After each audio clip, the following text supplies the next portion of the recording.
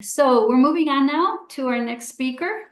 I'd like to introduce Dr. Nilima Patel, and she'll be speaking on the emotional health in pregnancy. I'd like to tell you a little bit about Dr. Patel. She is a fellow of the Indian Association of Physiotherapists, an esteemed academic and clinician with expertise in physiotherapy, clinical psychology, and Ashtanga yoga. Formerly a department head and principal at Government Physiotherapy College in Vadodara, she now serves as honorary director at Parul University. Renowned for her physio yoga approach, she has received numerous prestigious awards. Dedicated to postural health, she has led over 350 educational programs across India.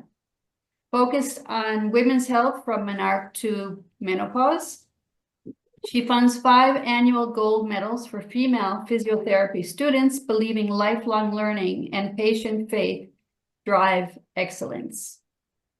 Thank you so much, Dr. Patel, for being here.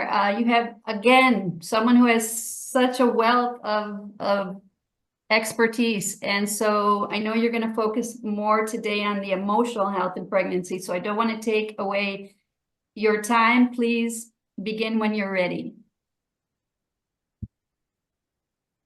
Thank you for this wonderful introduction. Very good evening to one and all from India. It's a great pleasure to connect with you all. Wishing everyone a blessed World Pregnancy Day. I acknowledge myself.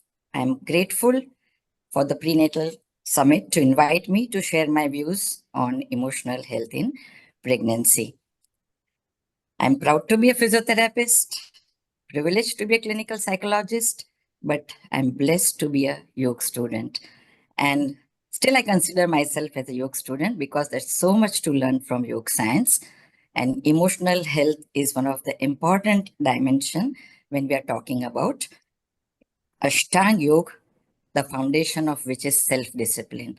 And if one is self-disciplined, I don't think so he or she can ever be emotionally upset and can face the challenges very sportingly, coolly, calmly, with patience, tolerance, attentiveness, and acceptance. We physiotherapists are called as movement scientists, mobility experts. So we talk about motion. So I just thought of, okay, if E is prefixed before motion, emotion, right? So I think so. The mobility throughout the journey of life can be enhanced, enriched, endured, and encouraged. And when it is for a pregnant woman, definitely things go very well. So this was just my small introduction, but I would like to share my presentation.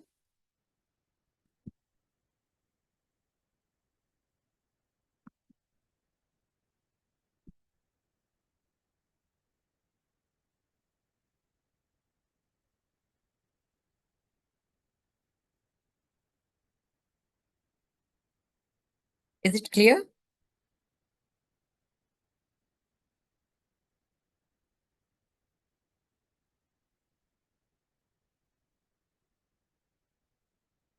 Is it okay?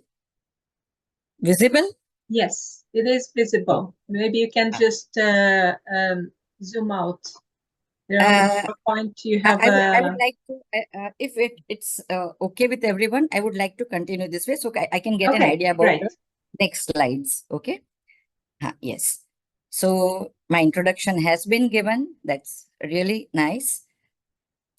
Definitely, there are so many interpretations about health because we are talking about emotional health.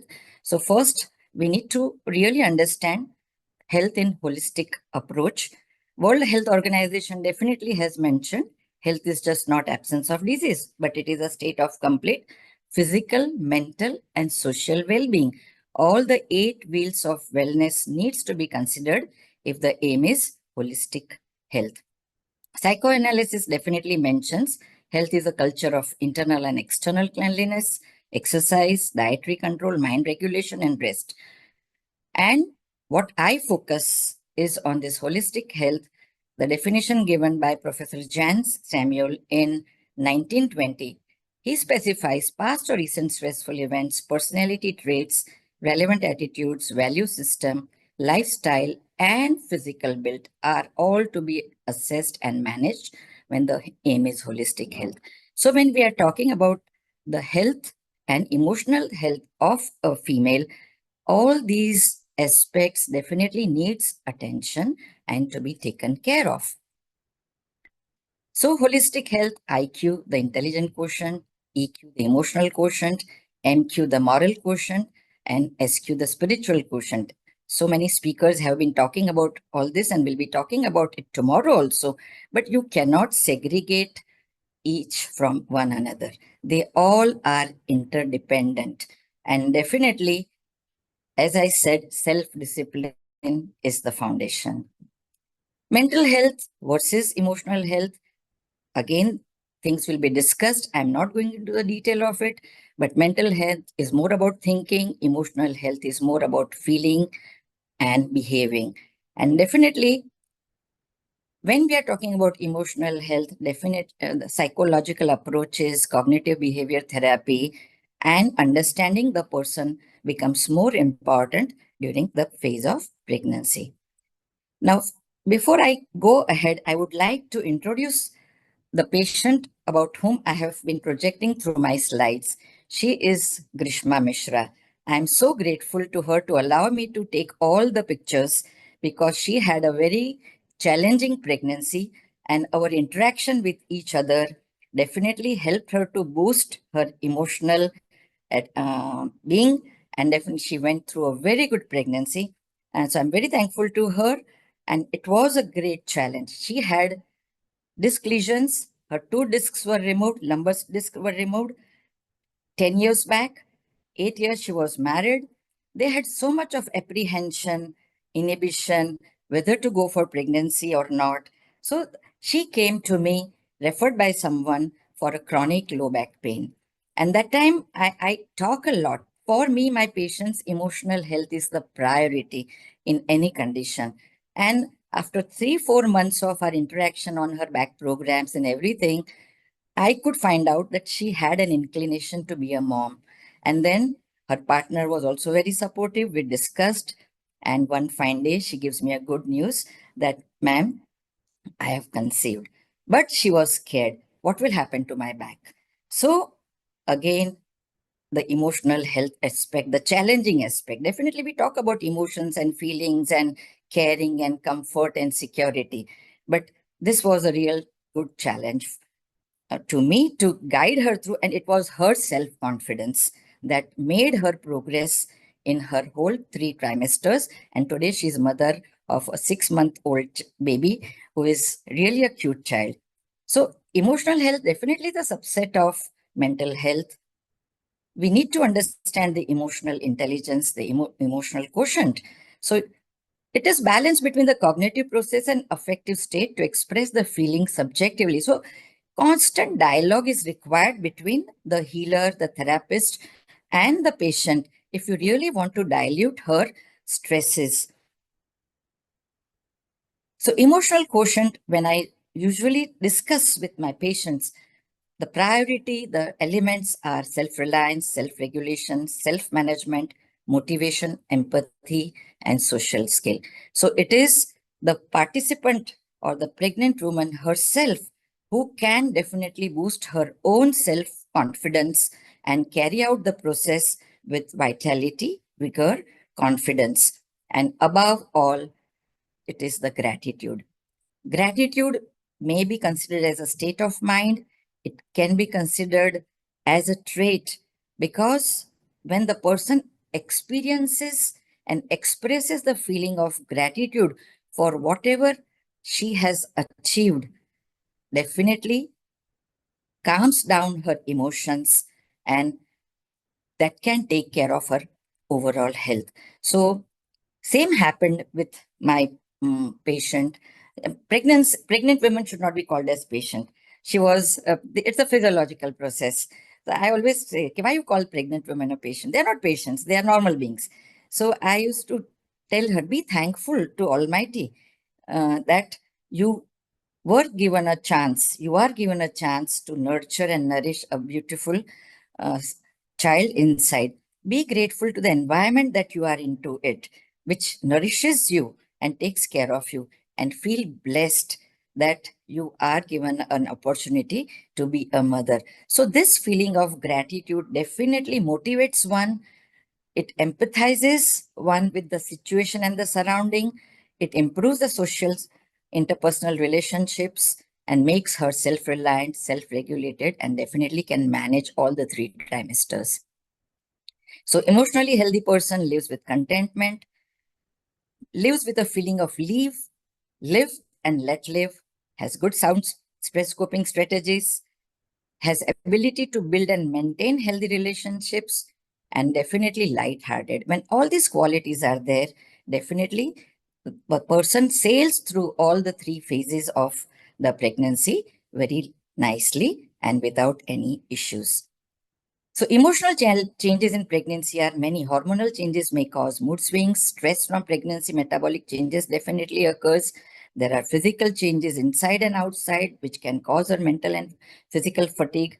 There could be anxiety because of the change that's happening, which can sometimes make her depressed, anxious, sad for maybe weeks and months. But with the above qualities mentioned, I think a pregnant lady can definitely go ahead very well, but it is ultimately her self-confidence. So guidelines for this during this phase, I usually focus on postural health, rest, relaxation, and resilience, good communication, calming breathing exercises, sleep hygiene, very important dimension for everyone and specifically for a pregnant woman. So when I explain about sleep hygiene, it is the quality of sleep, at least 6 to 8 hours of sound sleep. Definitely, she should not go for screen time 2 hours before the sleeping time. The food intake also should be definitely regulated immediately. She should not go after having food.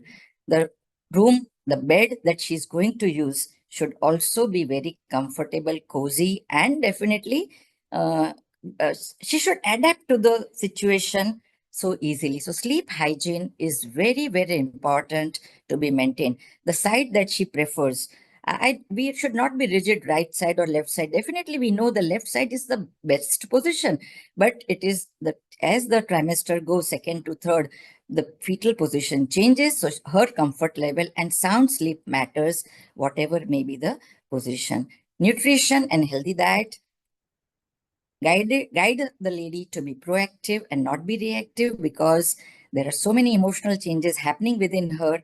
So there can be sometimes mood swings and can be reactions, and be very realistic. So these are some importance why sleep hygiene, because it takes care of all the physiological systems of the body. It regulates heart rate, pressure, blood pressure, the respiratory rate, digestion, and definitely takes care of the sugar. Sometimes all these changes are likely to happen during the pregnancy phase. So sleep is very, very important dimension, and that can be taken care with good calming programs, good breath awareness programs, maybe a small 5 to 10 minutes of meditation before the sleep. Emotional awareness, very, very important. We are bound to be emotionally upset. We are human beings. Ups and downs and can be there in the life. So always we cannot go on guiding, be positive, be positive. No, unless we have walked into their shoes, we don't know what she's going through. So in that case, definitely she should be advised or guided. Uh, Introspect that emotion which has come down to you. Accept that emotion and acknowledge that, and then you try to find out the answer. That makes her more calm and serene, and can definitely be a little at ease. Healthy communication is very important. She should have a dialogue with the family members, maybe the partner, maybe the general practitioner or the healer or the therapist or the friend, whosoever. Never go to bed or never pass the day with emotional turmoils. She should vent out. It's very, very important. And venting out should be with the person whom she confides with. That leads to definitely relaxed mental and physical state. These are some of the relaxation positions which definitely helps for emotional health. In India, we call this yoga posture because I deal with physio. So this sitting posture is a not cross-leg position. People name it as cross-leg. This is not. The hips and knees are opened up. This is a tailored sitting position, a yoga posture called as easy posture, which in India we call it as Sukhasana. Here, her spinal curvatures definitely maintain the normal alignment. She can avoid all the types of discomfort. She can have good breathing, and good breathing definitely takes care of all types of emotions. And when she's lying down on the side, she can use the pillows as per her comfort level. I have definitely shared one video on postural ergonomics during pregnancy to the Global Summit. Breath awareness meditation. Meditation is being aware about every thought, action, behavior. This, if we try to do it with some awareness of breathing, definitely there is calming down. So two important positions for breath awareness, which I give to my my female, is the crook line.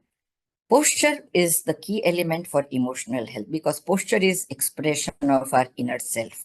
And if the self is motivated, if the self is relaxed, if the self is confident, postural changes may not get so altered with the second and the third trimester, and she may not experience any types of physical or emotional or mental fatigue. So definitely posture needs to be taken care of. And so I always guide because I want her to be emotionally balanced. We advise her to go for a walk. So proper footwear, proper clothing, walking with self-esteem, and definitely some yogic exercises. Clothing has a very important role to play for a pregnant woman. Choose a clothing of your choice, which makes your mood go high because it's an important dimension. Loose clothing. Food and mood goes hand in hand. So definitely food also has a very important role to play in for emotional health. So fuel for the body is food. Fuel for mind is good reading. So if she feels little, she should be guided to read some books which can emotionally calm her down rather than emotionally excite her. And food for fuel for the soul is music. So making her acquainted with some good musical tones. Partner support system and emotional health. Definitely, I did mention about all this in through my previous slides. Exercise is the key element. Exercise means to unlock. Unlocking mental, social, and physical dimension definitely makes her go for very good emotional balance. So I call it as physio approach, some good yoga postures which have benefit on the emotional health, which has to be evaluated. Every patient is unique, so you cannot go for a conditioned program. It has to be a subjective program. Emotional health also depends on a very good abdominal tone because ultimately it is the abdomen that is going to take care of the female throughout from the first trimester till she delivers and even in the postnatal aspect. So all these elements that I mentioned equally are important for abdominal tone and emotional health. And finally, exercise and emotional exercise with an element of fun, play, laughter, and competition, but guided properly, plays a very, very crucial role for a female's emotional health. So definitely the outcome for my holistic health approach is definitely expression of gratitude in all dimensions. So Grishma, before she went to the labor room, she said, "Ma'am, please bless me and the baby." And after she delivered, she again came down and she said, "Okay, we both have come through with such a nice, experienced hand." It was a team effort, but it was her willpower that definitely helped for her maternal and fetal health. Thank you so much.